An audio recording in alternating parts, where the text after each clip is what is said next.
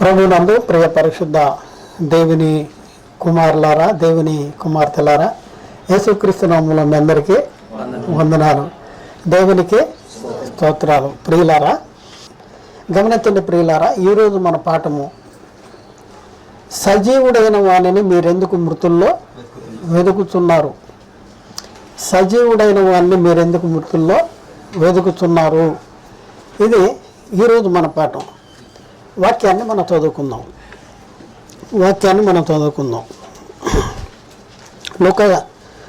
లూకా సువార్త 24వ అధ్యాయంలో 1 నుంచి 6వ వచనం వరకు మనం చూద్దాం. ఆదివారమున తెల్లవారుచుండగా ఆ స్త్రీలు తాము సిద్ధపరిచిన సుగంధ ద్రవ్యములను తీసుకుని సమాధి యొద్దకు వచ్చి సమాధి ముందర ఉండిన రాయి దొర్లించబడి ఉండుట చూచి లోపలికి వెళ్ళిరి గాని ప్రభువైన యేసు దేహము వారికి కనపడలేదు. ఇందును గూర్చి వారికి ఏమీ తోచక ఉండగా ప్రకాశమానమైన వస్త్రములు ధరించిన ఇద్దరు మనుషులు వారి యొద్ద నిలువబడి వారు భయపడి ముఖములను నేల మోపి ఉండగా వీరు సజీవుడైన వారిని మీరెందుకు మృతులలో వెతుకుతున్నారు. వీరు సజీవుడైన వాణిని మీరెందుకు మృతుల్లో వెతుకుతున్నారు. ఆయన ఇక్కడ లేడు, ఆయన లేచి ఉన్నాడు. ఆయన ఇంకా గలిలయలో ఉండినప్పుడు మనుష్య కుమారుడు పాపిష్టులైన చేతికి అప్పగించబడి పాపిష్టులైన మనుషుల చేతికి అప్పగించబడి సిలువ వేయబడి 3వ దినమున లేవవలసి ఉన్నదని ఆయన మీతో చెప్పిన మాట జ్ఞాపకము చేసుకునుడని వారితో అనిరి. అప్పుడు వారాయన మాట జ్ఞాపకం చే అంటే యేసుక్రీస్తు ముందే చెప్పాడా మృతుల్లో ఉండి తిరిగి లెగుస్తాను అని చెప్పాడా? మృతుల్లో ఉండి తిరిగి లేస్తాను అని చెప్పాడు. లెగుస్తాను అని చెప్పిన తర్వాత చెప్పి చాలాసార్లు చెప్పాడు. యేసుక్రీస్తు మృతుల్లో ఉండి తిరిగి లెగుస్తాను అని చెప్పాడు. అయితే ఇక్కడ జరిగింది ఏంటంటే, ఆదివారం తెల్లవారుతుండగా ఆ స్త్రీలు తాము సిద్ధపరిచిన సుగంధ ద్రవ్యములను తీసుకుని సమాధి యొద్దకు వచ్చిరి. తేడా జరిగిపోయింది. ఏం తేడా జరిగిపోయింది చూడండి. ఈ వచనములో తేడా ఏం జరిగింది? సుగంధ ద్రవ్యాలు బతికి ఉన్నవాడికి, మృతులు పురుద్ధాండైన వాడికి పూస్తారా, చచ్చిపోయిన వాడికి పూస్తారా? చూడండి, ఈ ఒక్క వచనములో ఎంత తేడా జరిగిపోయిందో అర్థమైందా? సుగంధ ద్రవ్యాలని తీసుకొని వచ్చారంట. ఎందుకు? ఆ రాయికి పూస్తానుక అడ్డుపెట్టిన సమాధికి అడ్డుపెట్టిన రాయికి పూస్తాను తెచ్చారా? ఎవరికి పూస్తాను తెచ్చారు? ఎవరికి పూస్తాను తెచ్చారంటే యేసుక్రీస్తు ఆయన లెగవలేదు. ఆయన శవానికి పూస్తానికి తీసుకొచ్చి ఎతుకుతున్నారు. ఏం ఎత్తుతున్నారు? ఎవరిని ఎత్తుతున్నారు? దేన్ని ఎత్తుతున్నారు? మృతదేహాన్ని ఎత్తుతున్నారా? లేకపోతే ఆయన బతికున్నాడు, ఎక్కడ కూర్చున్నాడు, ఏం చేస్తున్నాడు అనేసి ఎత్తుతున్నారు వీళ్ళు? మృతదేహాన్ని ఎత్తుతున్నారు. మృతదేహాన్ని ఎత్తుతూ వీళ్ళు ఏం చేస్తున్నారంటే, చాలా ఇక్కడ ఇద్దరు ఇక్కడ ఇందును కూర్చి వారికి ఏమీ తోచక ఉండగా ఏమి తోచట్లేదు. ఏంటి ఏమి ఖాళీగా ఉంది ఏంటి అంటే, అప్పుడు ప్రకాశమానమైన వస్త్రములు ధరించుకున్న ఇద్దరు మనుషులు. మనుషులు అంటే ఎవరైనా దేవదూతలను మనుషులు అనొచ్చా? అమాయకులు దేవదూతలను మనుషులు అనకూడదు అని అంటున్నారు చాలామంది. ఇక్కడ ఏమని ఉంది? పరిశుద్ధాత్ముడు రాపిచ్చాడా? ఇద్దరు మనుషులు అంటే ఎవరు? వాళ్ళు దేవదూతలు. వాళ్ళు ఏమంటున్నారు? ఏమని చెప్తున్నారు? వీళ్ళకి ఏమని చెప్తున్నారు? సజీవుడైన వాణిని మీరెందుకు మృతులలో వెతుకుతున్నారు? ప్రియులారా, ఒక్కసారి ఆలోచించండి. ఈ రోజు కూడా యేసుక్రీస్తు సజీవుడై ఈ రోజుకి ఎన్ని వేల సంవత్సరాలైంది? 2000 సంవత్సరాల ముందే యేసుక్రీస్తు, అంతకంటే ఎక్కువ, 2000 కంటే ఎక్కువ సంవత్సరాలైంది. అప్పుడే యేసుక్రీస్తు మృతుల్లో ఉండి తిరిగి లేచాడు. ఈరోజు మనవాళ్ళు ఏం చేస్తున్నారు? పొద్దున్నే ఆ బొందలగడ్డకి వెళ్తున్నారు. బొందలగడ్డకి వెళ్ళిపోయి అక్కడ కొవ్వొత్తులు వెలిగించేసి అక్కడ పూలు పూలహారాలు దేనికి వేస్తున్నారు? వీళ్ళు దేనికి అక్కడ ఎవరు సమాధి ఉందని వెళ్ళారు వాళ్ళు. ఓకే, వీళ్ళు ఇక్కడ ఈ స్త్రీలు యేసుక్రీస్తు సమాధి దగ్గరికి వెళ్ళారు. ఈ అమాయకులు, ఈ సాతాను బోధకులు ఎవరి సమాధి దగ్గరికి అమాయకులు గొర్రెల్ని తీసుకెళ్లారు? వెళ్తున్నారా? ఈరోజు కూడా సమాధుల పండుగ చేస్తున్నారా? ఎందుకు చేస్తున్నారు? ఎవరి కోసం చేస్తున్నారు? ఎవరు చెప్పారని చేస్తున్నారు? ఎవరు చేశారని చేస్తున్నారు? అపోస్తులు చేశారా? యేసుక్రీస్తు చెప్పాడా? బైబిల్లో ఉందా? దేవుడు చెప్పాడా? ఎవరో చెప్పని దాన్ని ఈ గొర్రెలతో చేపిస్తున్నారు. వీళ్ళు అమాయకులు, గొర్రెలు. ఎందుకంటే వీళ్ళకి సందడి ఉండాలి. ఒక పాస్టర్ నాతో కలిసి మాట్లాడుతున్నాడు. అయ్యా, ఈ యొక్క ఆచారాలు ఇవన్నీ కూడా నాకు అస్సలు ఇష్టం లేదు. మరి అస్సలు ఇష్టం లేకపోతే మీరు ఎందుకు చేస్తున్నారంటే, మా గొర్రెలు వెళ్ళిపోతాయండి, చేయిపోతానంటే ఈ గొర్రెలు దాటి వెళ్ళిపోతాయంట. ఏమవుద్ది? దాటి వెళ్ళిపోతే ఏమవుద్ది? జానెడు పొట్ట, ఈ పొట్ట ఏడుస్తుంది. జానెడు ఈ పొట్ట కోసం కడిపే నీ దేవుడా? ఈ పొట్ట కోసమేనా? ఒక్కడ నిలుచున్నా ఒక్కడిని పరలోకం తీసుకెళ్ళు, నీకు ప్రతిఫలం దేవుని దగ్గర దొరుకుతుంది. ఈ చెత్త, ఈ గడ్డి, పొట్టు నీకెందుకయ్యా? వదిలే. వీటి కోసం నువ్వు ప్రయాసం. ఆ జనాలు ఎక్కువ మంది ఎక్కడ ఉంటారో తెలుసా? ఎక్కువ మంది ఏ మార్గంలో ఉంటారు చెప్పండి? విశాల మార్గంలో ఉంటారు. ఎక్కువ మంది చుట్టూ సందడే, అరుపులు, పెడబొబ్బలు ఎక్కడుంటాయి? నరకంలో ఉంటాయి. కాబట్టి ఎందుకండి ఈ ప్రజల్ని మీరు మోసపోతూ ప్రజల్ని మభ్యపెట్టు ఏదో నీ సంఘంలో జనాల్ని పోగు చేసుకుంటానికే నువ్వు ఈ వేషాలు వేస్తున్నావు. దేవుడు నీ వేషాన్ని చూస్తున్నాడు, నీ హృదయాన్ని, అంతరంగాన్ని చూస్తున్నాడు. నువ్వు దేవుని తీర్పులోకి వచ్చేసావు పోవన్న. అయ్యగారు అట్లా ఎందుకంటారంటే, అవును కదా, ఆయన మనుషుని ఆంతర్యమును ఎరిగిన వాడు. మనుషులైతే పై రూపాన్ని చూస్తారు, కానీ దేవుడు ఏం చేస్తాడు? హృదయాన్ని, అంతరంగాన్ని పరిశీలన చేస్తాడు. కాబట్టి ఆయన చెప్తే ఆయన షేక్ అవుతున్నాడు. షేక్ అవ్వాలి. ఇప్పుడు మీరు కూడా ఏమవ్వాలి? షేక్ అవ్వాలి. దేవుని తీర్పులోనికి వచ్చేస్తున్నారు మీరు అందరూ. కాబట్టి ప్రియులారా, ఒకసారి అలా బొందలగడ్డలు ఏముంది? నువ్వు తీసుకెళ్ళే బొందలగడ్డలు ఏముంది? వాళ్ళు వెళ్ళిన బొందలగడ్డలో కూడా అక్కడేమీ లేదు. వీళ్ళు పూస్తానికి వెళ్ళారు. చూడండి, ఎవరు గమనించరు. ఇక్కడ 1వ వచనంలో సుగంధ ద్రవ్యాలని తీసుకుని వెళ్ళారంట. ఎందుకు వెళ్ళారమ్మా మీరు?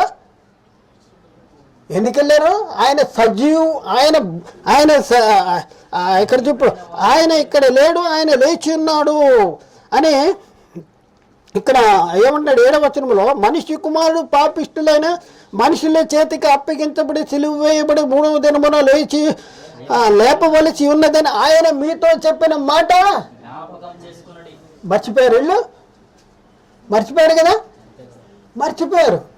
ఎప్పుడు జ్ఞాపకం వచ్చింది?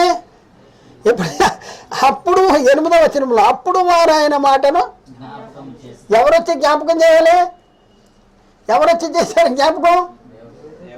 దేవదూతలు. ఇప్పుడు దేవదూతలు ప్రత్యక్ష పరిచయం లేదు. ఇప్పుడు ఎవడో జ్ఞాపకం చేయడు, పోతారు నరకానికి. అర్థమైందా? ఇప్పుడు ఎవడు వచ్చి జ్ఞాపకం చేయడు. ఎక్కడ ఎత్తుతున్నారు అసలు మీరు? ఆయన గురించి ఏంటి అసలు మీ అవగాహన ఏంటి, మీ ఆలోచన ఏంటి? అసలు యేసుక్రీస్తు ఇంకా మృతులలోనే వెతుకుతున్నటువంటి పరిస్థితి. ఎంత అవగాహన లోపం చూడండి.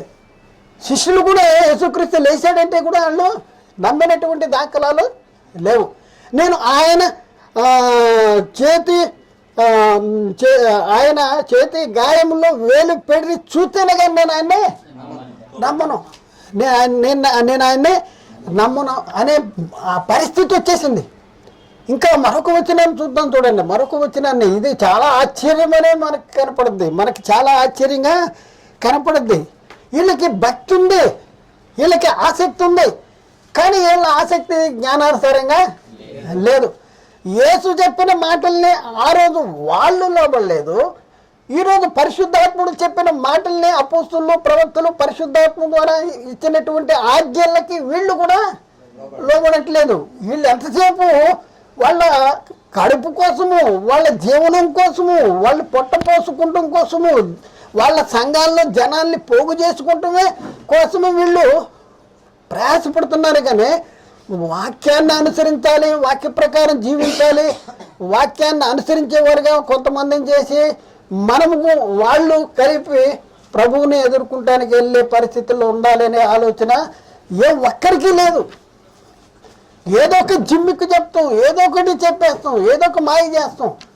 వాళ్ళు చేస్తున్నారు కనుక మనం చేయాలి, ఎందుకంటే మన వాళ్ళు అక్కడికి వెళ్ళిపోతారు. ఇక్కడ సప్పగా ఉందండి, ఇక్కడ సప్పగా ఉంది. మా దగ్గర అయితే పొద్దున్నే 5 గంటలకి లేచిపోయి సమాధి దగ్గరికి వెళ్ళేవాళ్ళం. ఇక్కడ ఏమి సప్పగా ఉందండి, వీళ్ళకి సప్పగానే ఉంటుంది.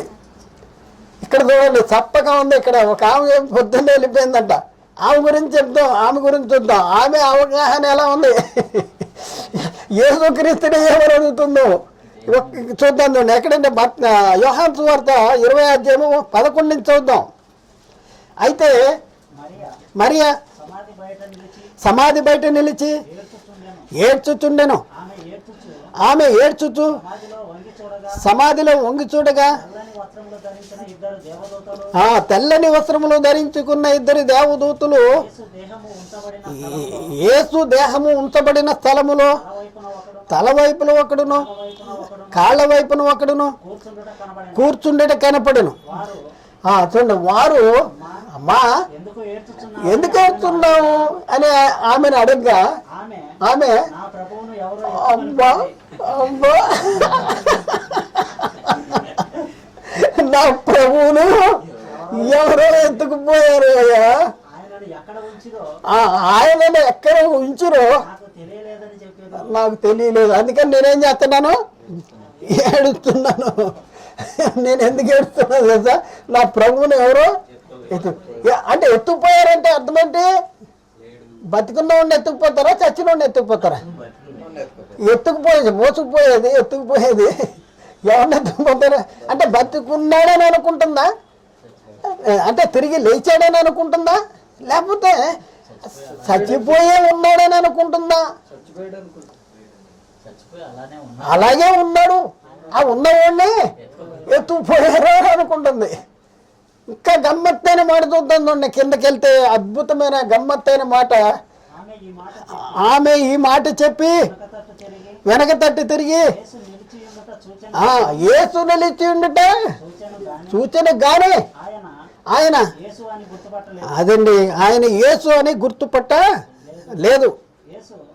యేసు అంటున్నాడు, అమ్మా ఎందుకు ఏడుస్తున్నావు, ఎవరిని వెతుకుతున్నావు అని ఆమెను అడగగా ఆమె ఆయన తోటమాలి అనుకుని, అయ్యా నువ్వేమన్నా మోసుకుపోయావా, నువ్వు ఆయన మోసుకుపోయిన ఎడలా ఆయన ఎక్కడ ఉంచావో నాతో చెప్పు, నేనేం చేస్తా, నేనెత్తుకుపోతా. గమ్మత్తుగా ఉంది కదా, గమ్మత్తుగా నేనెత్తు. ఎవరితో మాట్లాడుతుంది, యేసుక్రీస్తుతో మాట్లాడుతుంది. అయ్యా నువ్వు ఆయన ఎత్తుకుపోయావేమో, ఎక్కడ పెట్టావు నాకు చెప్పేసి నేను కూడా ఆయన్ని ఎత్తుకుపోతా. అక్కడ సుగంధ వేళ్ళు తెచ్చారు. ఎందుకు తెచ్చారండి? ఆయన ఇంకా చనిపోయి ఉన్నాడు, ఆ శవానికి రాయాలని. ఇక్కడ ఏముంటుంది? నువ్వు ఎత్తుకుపోయావా, ఎక్కడ పెట్టావు చెప్పు, నేను కూడా ఎత్తుకుపోతా. ఎక్కడ వెతుకుతున్నారు ఆయన్ని? సజీవుడైన వానిని ఎక్కడ వెతుకుతున్నారు? మృతులలో వెతుకుతున్నారు. ఆ రోజుకి ఈ రోజుకి తేడా ఏమీ లేదు. ఈరోజు కూడా చాలామంది చాలా సంఘాల్లో బొందల గడ్డికి వెళ్ళిపోయారు. బొందల గడ్డి అంటే సమాధుల దొడ్డికి వెళ్ళిపోయి అక్కడ కొవ్వొత్తులు అవి ఇవి అంటించి ఆ తర్వాత పూలహారాలు పూలు ఇవన్నీ కూడా అక్కడున్న సమాధులకి వేస్తున్నారు, సమాధులకి అలంకరిస్తున్నారు. ఎందుకు వెళ్ళామయ్యా? ఏ సమాధి, కనీసం వీళ్ళు యేసు సమాధి దగ్గరికి వెళ్ళారు వీళ్ళు. బైబిల్ వీళ్ళు ఏమన్నా నోరు రావట్లా. చూడండి, ఈ అమాయకులు ఈ గొర్రెలను తీసుకుని ఎక్కడికి వెళ్ళారు? ఏ సమాధి అక్కడ ఉందా? అసలు వీళ్ళు ఎందుకు వెళ్ళారు? గొర్రెలు వీళ్ళు ఎందుకు వాళ్ళని మళ్ళీ ఒకసారి ఆలోచించండి. ఎలాంటి పరిస్థితి, ఎంత క్లిష్ట పరిస్థితుల్లో మరి ఉన్నదో ఒకసారి ఆలోచించండి. అంటే మృతులు పునరుద్ధానాన్ని గురించి మనం ఒకసారి పరిశీలన చేసుకుంటే, యేసుక్రీస్తు ఆయన జీవించిన కాలంలోనే చాలాసార్లు చెప్పాడు. చాలాసార్లు యెరూషలేము వెళుతున్నాను, శాస్త్రులు పరిశీలి చేత అప్పగించబడతా, వారు హింసిస్తారు, వారు సెలవు వేస్తారు, అయినా నేను మూడో దినాన తిరిగి లెగుస్తాను అని యేసుక్రీస్తు చెప్పినటువంటి మాటలు చాలా దగ్గరలో ఉంది. ఆ రోజు వాళ్ళు గుర్తించలే, వాళ్ళు గ్రహించలేదు, వాళ్ళు ఆలోచించలేదు. అందుకనే వాళ్ళు ఎక్కడ ఎత్తుతున్నారు? మృతులలో వెతుకుతూ ఉన్నారు. సజీవుడైన వాణిని వాళ్ళు మృతులలో వెతుకుతున్నటువంటి పరిస్థితి మనం చూస్తూ ఉన్నాం. కాబట్టి ఇప్పుడున్న పరిస్థితుల్లో ప్రియులారా, మన పరిస్థితి ఏంటి? యేసుక్రీస్తు మరి తిరిగి లేచాడా? ఆయన సజీవుడిగా లేచాడా? మరి ఏంటి పరిస్థితి? యేసుక్రీస్తు తిరిగి లేవటం ద్వారా మనకి ఎలాంటి నిరీక్షణ వచ్చింది? యేసుక్రీస్తు మృతుల్లోనే తిరిగి లేవటం ద్వారా మనకి లాభం ఏంటి? యేసుక్రీస్తు మృతుల్లోనే తిరిగి లేవకపోవటం ద్వారా మనకి నష్టమేంటి? ఇప్పుడున్న పరిస్థితుల్లో మనము క్రీస్తు మరణ సమాధి పునరుద్ధానంలో పాలివారం కాకపోతే మరి మన జీవితాల్లో ఏమవుద్ది? క్రీస్తు మరణ సమాధి పునరుద్ధానంలో పాలివారం అయితే మన జీవితానికి వచ్చేటటువంటి లాభం ఏంటి? మనకి లాభం ఏంటి? నేను నా ఆత్మకు ఉండే లాభం ఏంటి? ఇవన్నీ మనం తెలుసుకోవాల్సినటువంటి అవసరం మనకి ఉన్నది. అయితే కొన్ని సంగతులు మనం పరిశీలన చేద్దాం. అయితే మృతులైన వారు మరల బ్రతుకుదురా అనే ప్రశ్న ఎప్పుడో వచ్చేసింది పాత నిబంధన గ్రంథంలోనే. మృతులైన వారు మరలా లేతురా? చనిపోయిన వాళ్ళు లెగుస్తారా? చనిపోయిన వాళ్ళు చనిపోయినట్టుగానే ఉంటారా? లెగుస్తారా? అసలు చనిపోయిన వారి గురించి, నిద్రించిన వారి గురించి నిరీక్షణ అనేది మరి ఎప్పటి వరకు వెల్లడి కాలేదు, ఎవరిలో వెల్లడైంది.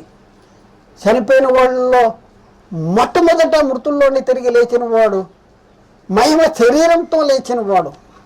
లేచినవాడంటే మహిమ శరీరాన్ని ధరించుకుని లేచినవాడు, పరలోకానికి వెళ్ళినవాడు. ఎవరు అంటే ఒకే ఒక్కడు మృతుల్లోండి తిరిగి లేచి అక్షయ శరీరాన్ని ధరించుకుని తిరిగి లేచి ధరించుకుని పరలోకానికి వెళ్ళిన వారిలో ప్రథమ ఫలం ఎవరు? క్రీస్తు తప్ప ఎవరు కూడా ఇప్పటి వరకు కూడా మృతుల్లోండి తిరిగి లేచి పరలోకానికి వెళ్ళిన దాఖలాలు లేవు అనేసి బైబిల్ చెప్తుంది. ఎందుకు చెప్తుంది? మేము చాలామంది వెళ్ళిపోయారని చెప్తున్నాము. ఆనోకి వెళ్ళిపోయాడు, వెళ్ళిపోయాడు, ఇంకా చనిపోయిన వాళ్ళందరూ వెళ్ళిపోతున్నారని చెప్తున్నాం కదా. ఏంటి సంగతి? అంటే నువ్వు బైబిల్ చదివావా? నువ్వు బైబిల్ అర్థం చేసుకున్నావా? యేసు మాటలు నీకు అర్థమైనయా? అర్థమైతే నువ్వు అలా చెప్పు. మరి బైబిల్లో ఉంది. యేసు ఏం చెప్పాడు? యేసు ఏం చెప్పాడు? యేసుక్రీస్తు ఏం చెప్పాడు? యేసుక్రీస్తు ఈ లోకానికి వచ్చేటంత వరకు పరలోకానికి వెళ్ళిన దాఖలాలు ఎవరన్నా ఉన్నారా? ఎవరూ లేరు అనేసి యేసుక్రీస్తు చెప్తున్నాడు. పరలోకము నుండి దిగి వచ్చిన వాడే అనగా పరలోకములో ఉండు మనిషి కుమారుడే తప్ప పరలోకానికి ఎక్కిపోయిన వాడేవాడు కూడా లేడు అనేసి ఎవరు చెప్పారు? యేసుక్రీస్తు వారు చెప్పారు. ఎక్కడ? యోహాను సువార్త 3వ అధ్యాయంలో 13వ వచనం. మరియు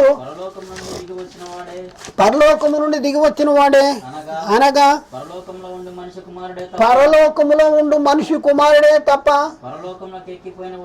పరలోకానికి ఎక్కిపోయిన వాడెవడు కూడా లేడు. అంటే నేను వచ్చేంత వరకు అక్కడెవరు ఇక్కడి నుంచి రాలేదు, ఇక్కడి నుంచి ఎవరు రాలే, నేను వచ్చేంత వరకు అన్నాడు. మళ్ళీ ఏమంటున్నాడు? నేను వెళ్ళేంత వరకు కూడా ఎవరు రారా అంటున్నాడు. 2 మాటలు ఆయన చెప్పేశాడు. మరి ఆయన వెళ్ళిపోయిన తర్వాత ఎవరన్నా వెళ్ళిపోయే దాఖలాలు ఉన్నాయా అంటే, ఆయన పరలోకానికి వెళ్ళి తండ్రి కుడి పాశాన్ని కూర్చున్న తర్వాత కూడా, లేకపోతే ఆయన కొంతమందిని తీసుకెళ్ళిపోయి పరలోకంలోనూ ఎక్కడో పెట్టిన దాఖలాలు కూడా బైబిల్లో ఎక్కడ కూడా లేవు. మరి ఎప్పుడు మరి ఆయన వచ్చే తీసుకెళ్తానంటాడు. నేను వచ్చి తీసుకెళ్తా. ఎప్పుడు వస్తాడు?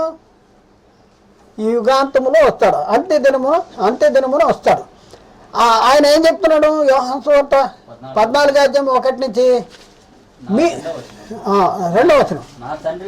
నా తండ్రి ఇంట అనేక నివాసములు కలవు, లేని ఎడల మీతో చెప్పుదు, మీకు స్థలము సిద్ధపరచ వెళ్ళుతున్నాను.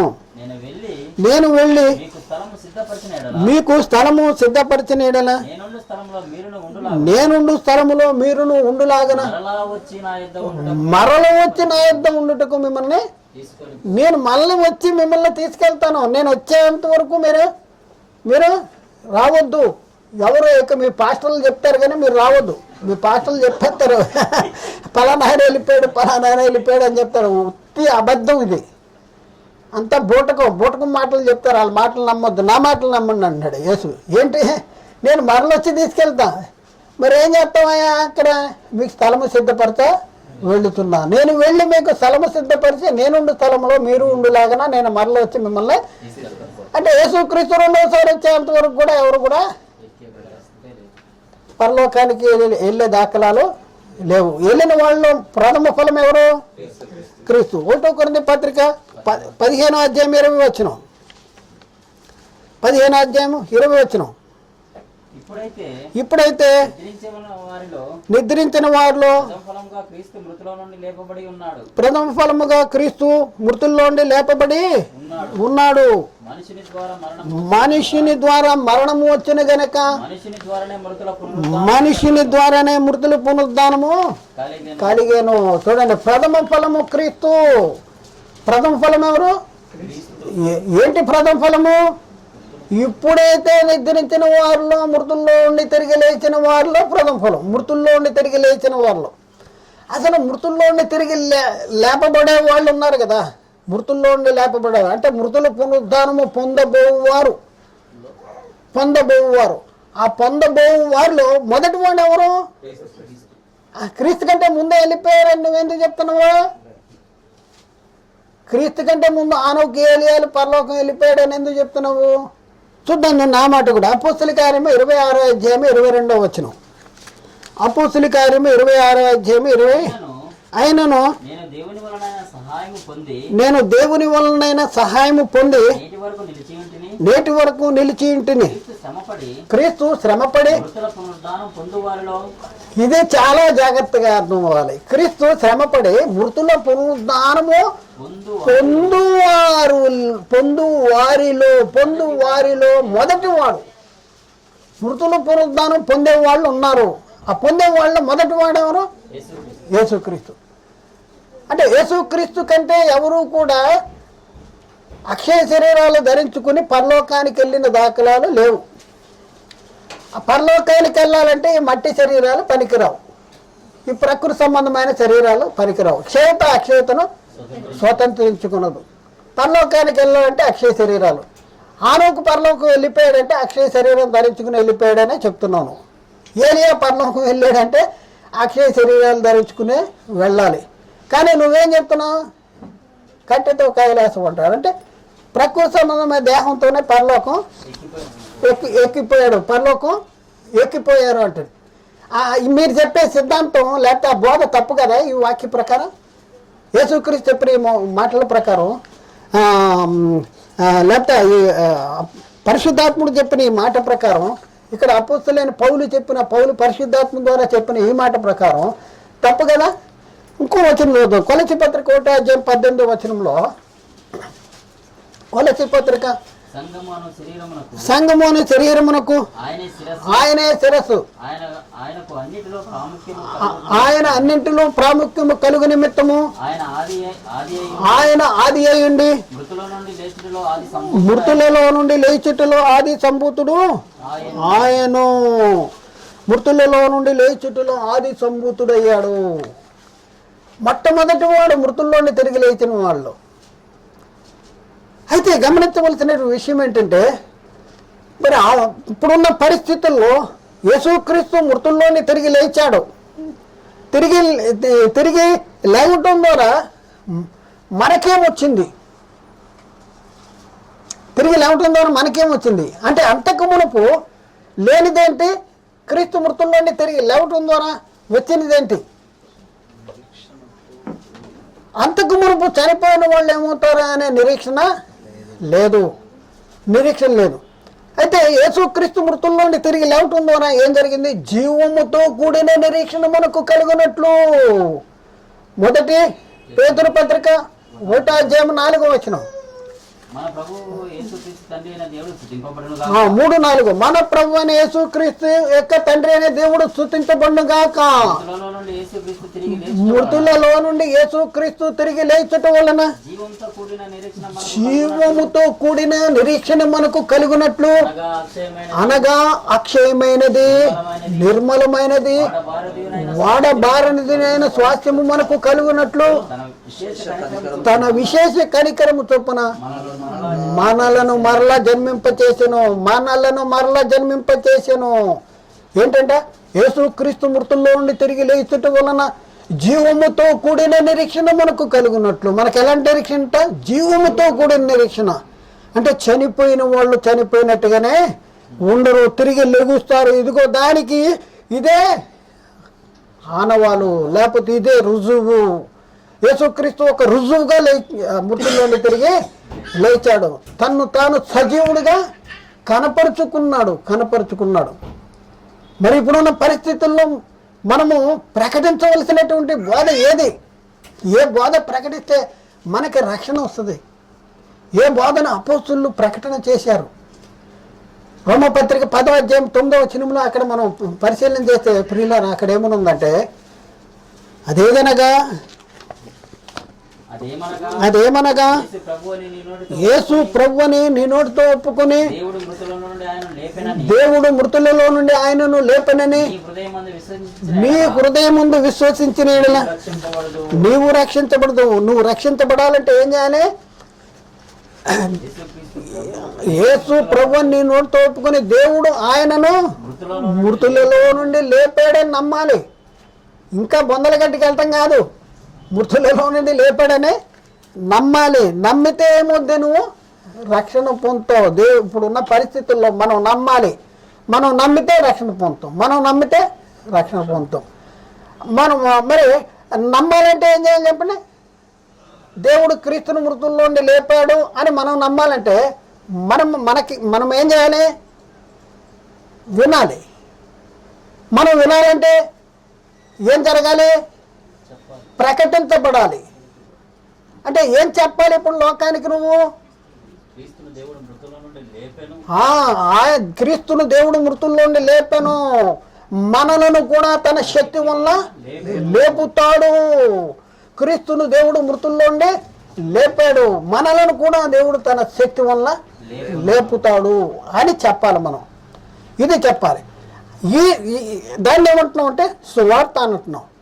ఈ సువార్తను గట్టిగా పట్టుకుంటే ఏమవుతారు? రక్షణ పొందుతారు. ఈ సువార్తనే గట్టిగా పట్టుకోవాలి. అంటే ఏ సువార్త అయితే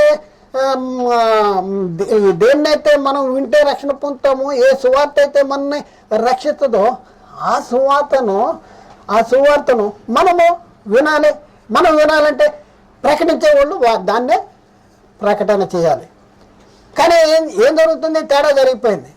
ఏది చెప్పాలో అదే చెప్పట్లా. 1 కొరింథీ పత్రికలో 15వ అధ్యాయం 1 నుంచి మనం 4 వరకు మనం చదువుకుంటే, మరియు సహోదరులారా నేను మీకు ప్రకటించిన సువార్తను మీకు తెలియపరుస్తున్నాను, మీరు దానిని అంగీకరించి దాని యందే నిలిచి ఉన్నారు. మీ విశ్వాసము వ్యర్థమైతేనే గాని నేను ఏ ఉపదేశ రూపకముగా సువార్త మీకు ప్రకటించుతున్నో ఆ ఉపదేశమును మీరు గట్టిగా పట్టుకుని ఉన్న ఎడల ఆ సువార్త వలనే మీరు రక్షణ పొందువారే ఉందురు. ఆ సువార్త వలననే మీరు రక్షణ పొందువారే ఉందురు. ఏంటి ఆ సువార్త? ఏంటి? నాకు ఇవ్వబడిన ఉపదేశమును మొదట మీకు అప్పగించి తిని. ఏంటి సువార్త? ఆ సువార్త ఏదనగా లేఖనముల ప్రకారము క్రీస్తు మన పాపముల నిమిత్తము మృతి పొందెను, సమాధి చేయబడెను, లేఖనం ప్రకారము 3వ దినమున లేపబడెను. ఇదండి, దీన్ని ప్రకటన చేయాలి. క్రీస్తు మన పాపముల నిమిత్తం అప్పగించబడ్డాడు, సమాధి చేయబడ్డాడు, లేఖనం ప్రకారం తిరిగి 3వ దినాన లేపబడ్డాడు. ఇది చెప్పాలి. ఇది సువార్త. మరి ఇప్పుడున్న పరిస్థితుల్లో దీన్నే లోకానికి ప్రకటన చేస్తున్నామా?